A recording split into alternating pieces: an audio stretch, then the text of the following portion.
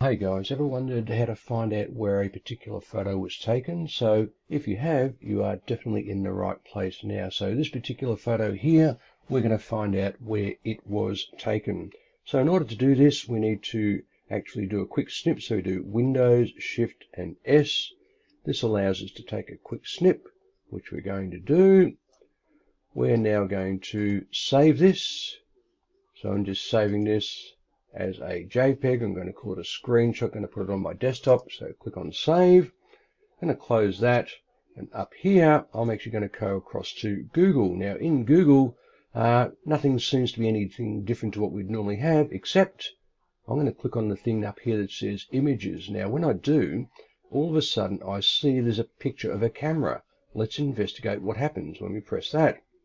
Well, it brings up the option to either paste an image in by putting in the URL. That's not what we're doing. We're going to do the upload of an image.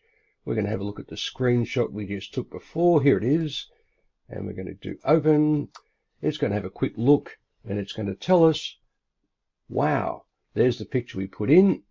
And across here, there's similar pictures. And down here, this is the answer to the question we wanted to know.